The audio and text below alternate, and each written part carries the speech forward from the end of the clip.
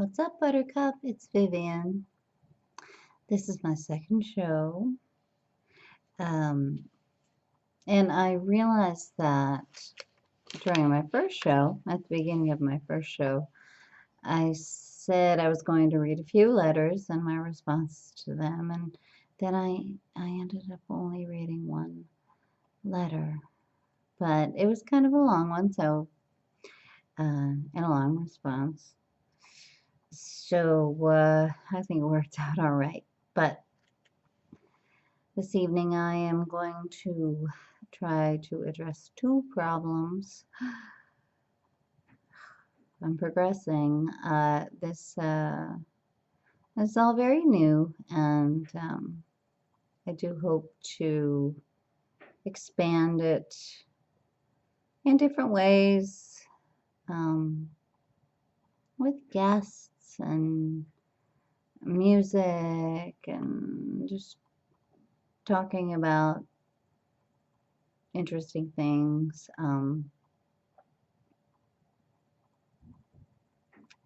If you write in, it doesn't have to be a problem that you're writing in with. You can write in to tell me I bugged the hell out of you. You can, actually, I'm pretty excited to get shamed in some way. That seems to be a thing right now. Fat shamed, skinny shamed. Um, although neither of those apply to me. Maybe average body shamed. Um, Something like that. So, don't hold back. I can handle it. So my first letter this evening begins, Dear Vivian, I need help with trusting my husband. I am having nightmares that he's cheating on me. I wake up feeling like it's true.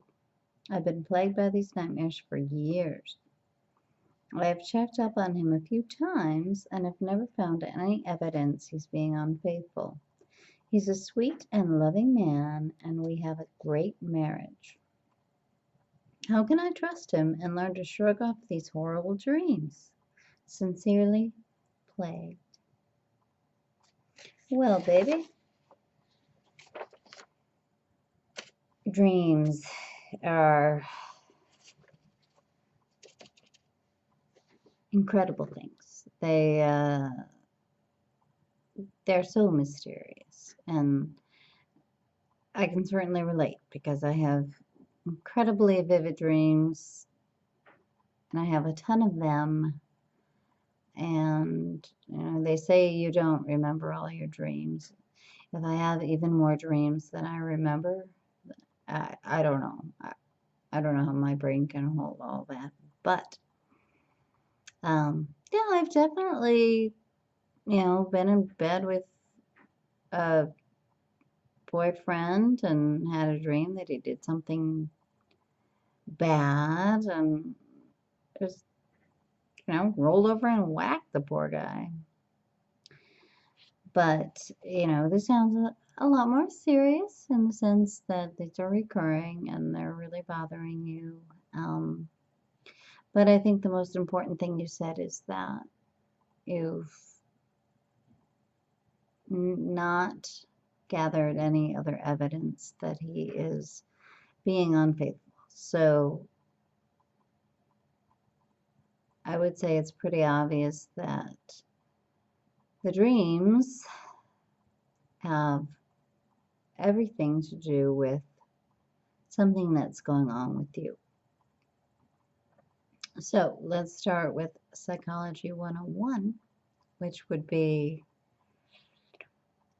you've been cheated on in the past and you have not dealt with it, haven't gotten over it, and you have trust issues. Um, this is something that you can definitely work on with a therapist.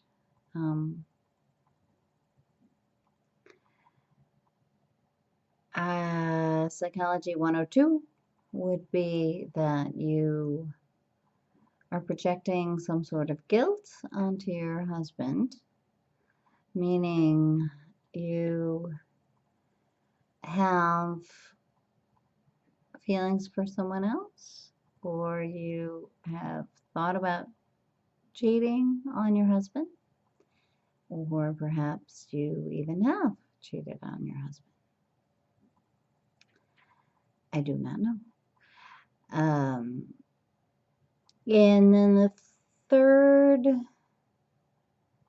less obvious answer would be that these dreams are symbolic of something completely different. They have nothing to do with infidelity on either of your parts.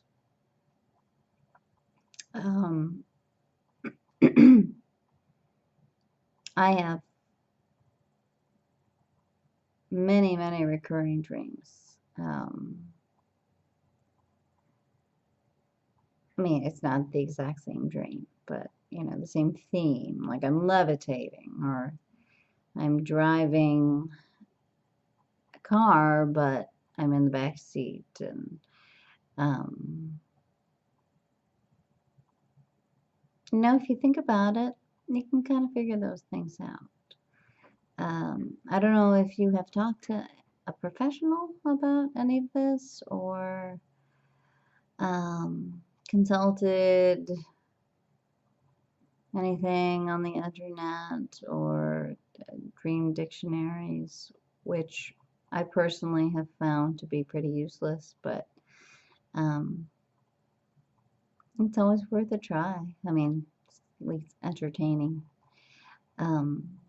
So yeah, I think the first thing you should do is figure out what's going on with you that may be causing you to have these dreams, and then I also would recommend not sharing this with your husband, as if you say he is, you know, a wonderful, loving husband and you have no reason to believe he's being unfaithful, I think sharing these dreams with him will just, you know, make him feel bad and insecure, and you know, I'm not saying keep it all inside, because, you know, that's rough. You definitely need to talk to somebody about it, but, you know, you've got your girlfriends and you've got Vivian, so you can talk to other people about it, and you know, I think if you just work on figuring out where these are coming from, they'll stop, and you can have that happy, wonderful marriage that you seem to be having, aside from these dreams, and that's what we want for you. So I hope that's what happens. Now my second letter, it's a little out there.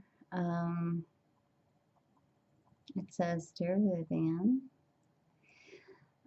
I've convinced my current girlfriend that putting one's head in their lover's breast and talking about existential death is a legal act of foreplay in 14 states, including California. We've been dating for 4 months now, and she wants to go beyond first base. I'm not sure if I'm ready. Please advise." Well,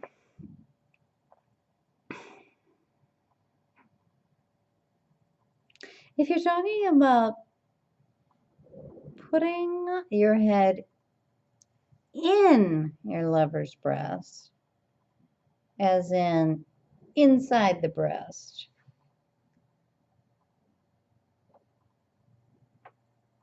I don't think that's legal in any state. I'm guessing you meant cleavage? Putting your head in your lover's cleavage and talking about existential death, which, hey, knock yourself out. But sure, why not?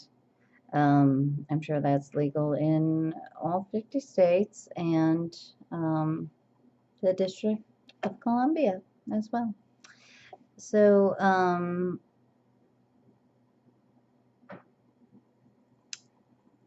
don't see a well, I guess your problem is that you're not ready to go to second base, which would be, who the hell knows what that would be. I feel like I should be curious about what that would be, but I'm really not at all.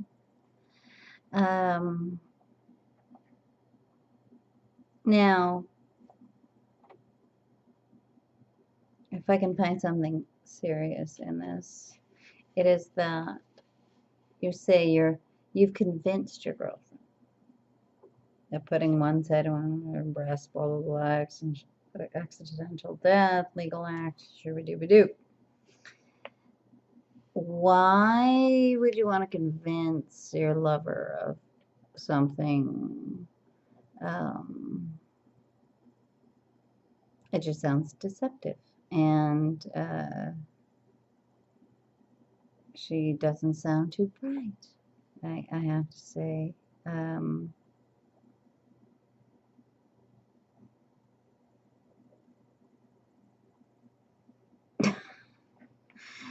Oh, I just can't do this one. I keep trying.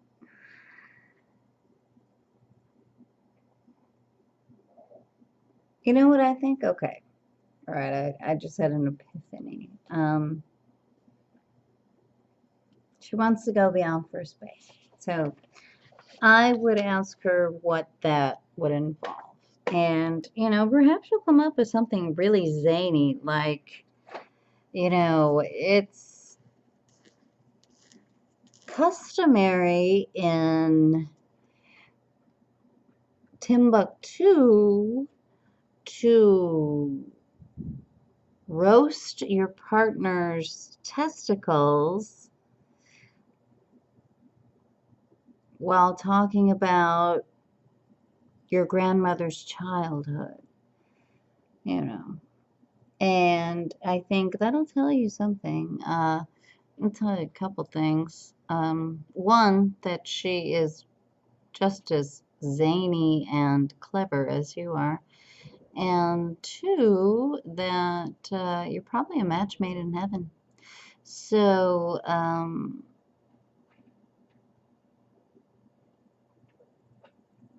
give that a whirl. Ask her what beyond first base means to her, and definitely let me know.